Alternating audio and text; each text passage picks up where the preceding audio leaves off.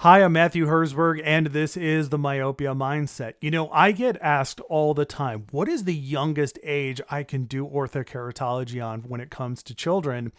And, that answer is different depending on your skill, your familiarity, and how long you've been doing orthokeratology. And I decided to ask this question to Cary Herzberg because I grew up in his practice and he has done orthokeratology on very young children. So he has a lot to say on this topic. And this episode is brought to you by the paid supporters of the Myopia Mindset. You're going to get a sneak peek into this discussion because this is one of the bonus episodes that are available to our Substack supporters. So if you go to myopiamindset.substack.com, become a paid supporter, you'll get access to the full bonus episode each and every month, as well as an extended version of every episode we do. And I hope you consider becoming a paid supporter because for basically the price of a cup of coffee each and every month, you are helping to support my mission to spread the word about why myopia management is the coolest thing in the world and why more ECPs should be doing it. So consider supporting this episode. Thank you to those who have already become paid supporters. The number is growing. I'm floored by that. Thank you so much. Let's get to the preview.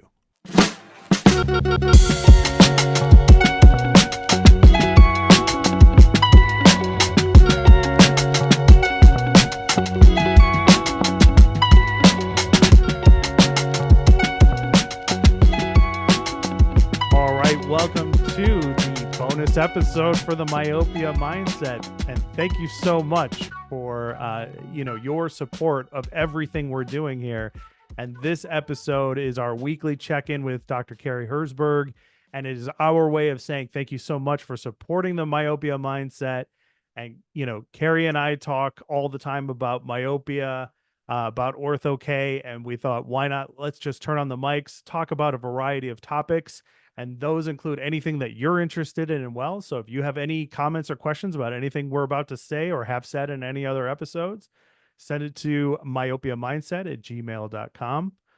And Cary, welcome back to the program. Well, thanks, Matt. It's great to be here. I'm excited to be able to do these with you and to reach out again to the audience. And, that's what we're all about is really the education and helping people get going on this stuff, start doing more myopia management, more Ortho-k. Right. So, Yeah. And, our topic for, this episode is, I think, especially, useful to that concept, because I'm sure you get asked this all the time. I definitely get asked this question, which is, what is the youngest age you can do myopia management on, or specifically Ortho-k? Like, I'm sure you get asked this question, like, hey, Cary, what's the youngest age you've ever done right. Ortho-k on? And I get asked a different version of this question is, what is the youngest age I can do Ortho-k or myopia management on? This person is looking for a Right. check-in, right? This question usually comes from somebody who started doing it, has seen some success. They are starting to realize the overall potential of this, and they're kind of excited about the idea of doing more of it, which is where we want them to be. Right. And I know that you have, a take on this about when should you start to ask that question, which is something you and I have discussed before. So why don't you go into that first? Yeah, you have a comfort zone. A new fitter, we're assuming it's a new fitter here, has a comfort zone, what they're comfortable with. Well, there's also, as far as how high myopia do you go, how much astigmatism do you want to correct? First off, what type of patients do you take on to succeed more? You want more success initially. You don't want those tough cases, the first one to be the toughest case you're going to deal with. That would be unfortunate, right? So, but the thing is that when you do kids and you work with kids, no matter what the age is, and human beings in general, but you have to be prepared when you're dealing with this. When you're wearing contact lenses, there's additional risk factors to wearing a MiSight or an Ortho-k lens. They're very similar as the risk factors, but they're still there. So you have to have a duty to warn to the patient, which informs them of the fact that there are a lot of different ways of doing this. For instance, I could use atropine instead of contact lenses. Eventually we'll have spectacles.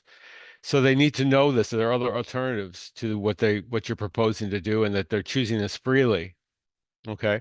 The other thing is that on your end, as far as your office is concerned, you need to have everything buttoned up. I mean, when you're dealing with adolescents in particular, you need to have all your protocols in place, your legal forms in place, so they, even though a child cannot sign away their legal responsibility, the parent will then need to will need to sign that in their place. Um, so these, the disinfection systems, your instructions to your staff on how to work with them, you have to do INR, which is more complicated when you deal with kids usually, though I've had some adults that, I've done, some kids were faster with it than adults, better with it. So all these things need to be done, and you need to answer that in your own mind that you're ready to go. I always felt like I had to do everything I could, safety wise and precautionary wise and everything else, to be prepared for each patient so that they would have the best outcome. So I think if you can do that in your own mind and go back through everything you've done, in your preparation, your knowledge, preparation, and your staff and everybody else, that you're going to be in the best place. Provided that's all in place, okay, you've done a contract. Hopefully you need a contract with Ortho-k, and then you should have a contract with myopia management, I think, too, all of them, all the different ways you do myopia Yeah. control. If that's all in place, then you can start to ask that question. Right. And of course, the immediacy of doing it, for me, it was always, do I want to lose ground if I have a fast developing patient who's progressing quickly? Do I want to lose ground with them? Because even low dose atropine in a monotherapy is not enough. It needs to be combined with other forms of myopia management, including MiSight and Ortho-k and spectacles as well. So I mean, these are places that you begin because you're looking at the patient and what can this patient do. The other types of evaluation I did was that you have different kids are in different places. Mm-hmm. I have some really very mature 4-year-olds, and I Mm-hmm. have some very immature 10-year-olds. Right. You know what I mean? So, it's not relative. It's the way it is. So you have to kind of like look at that patient. I remember that you asked me what the youngest patient is. What was 4.5 years old he was Right. at the time, and he was very, very mature. And we could tell. We talking with the parents. He was answering questions. He's a very sharp kid, and we could tell. And he was ready to go. He wasn't intimidated by this or anything else. He was ready to do it. Yeah. So those kinds of things, were answered in that. I'd say typically for a doctor doing this thing, I mean, you're going to look at probably the cutoff point is, if there's no other rush to treat, 8 years of age is a good place to start looking, because that's when most kids get to the point where they're kind of just beginning to ready with that their dexterity, everything else, and they're mentally and physically they're at a point where they can start to handle these things. So I would, you know, break that as a point. I would start looking like at an 8-year-old. So your benchmark is 8 years old. Right. Like But I did many patients our wheelhouse was in the 6 to 7-year-olds. We started yeah. mostly, but that was after we had everything was like we talked about was Yeah. down, Yeah, you I know. mean, I would phrase it. I mean, I think 8 is a great like benchmark, like general benchmark to stick with, right? And I would Hmm. also say like, because I've said this before, it's like, well, what age do you start to get squeamish at the idea of like, oh, I don't know if I could do this. Like, what age group does that start to make you uncomfortable with? Is what the question I ask practitioners when they say, well, how young of a kid can I do this on? I said, well, the practice I grew up in, we did Ortho-k on like 4, 5, 6-year-olds is what I've Hmm. said. And I said, but what? And they're like, oh wow. And I'm like, well, what age do you feel comfortable? And then when you start going younger from that, at what point do you start getting uncomfortable? And Right. try to use that as like a general benchmark of like where you should start making sure, like, where is your sweet spot of comfort? Would you I, agree with that? I think there is some of that, but I think you're really looking at, we did mostly an Asian population. So they had high myopia. I think that's really where the doctor is going to bow out on this thing, is trying Okay. to deal with higher levels of myopia. Yeah. I think as long as the patient is in the category that they feel like it's in their wheelhouse to do that, Mm-hmm. then I think they're going to be okay with this. I think you can teach. God, we've had kids that were all thumbs. We had boys that, Mm-hmm. and but these kids wanted to do this. Right. And they figured out a way that they could handle it. They figured out a way that they could get themselves good enough to do this. And even when they got older, when they were in their teenage, they were still struggling with this stuff. I mean, it was never easy for them. but Yeah. this is something they wanted to do.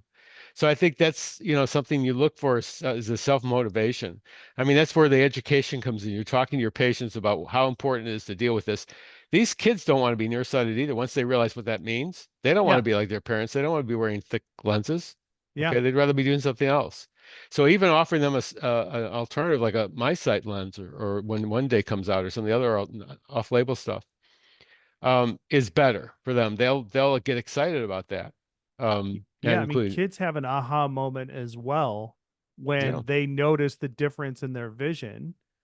And to speak to something else that you said, I once sat in on a follow up appointment for an Ortho-k where that kid was in Ortho-k for years, and he's 15 years old, and mom is still putting the lenses in I for know, him. I know. He said they're gonna go to college Uh, with him. We used to joke yeah, about and it, I was you know. like, But I said to the doc, I was like 15, and they were my like, yeah, our I our know, but cutoff was 11, and they didn't get past 11. If they got to 11, they were still, oh my God, we took them back in the back and said, Mom, wait out in the front, or yeah. Dad. He said, So this ends today. This right. this this youngster is Yeah. gonna know how to do this.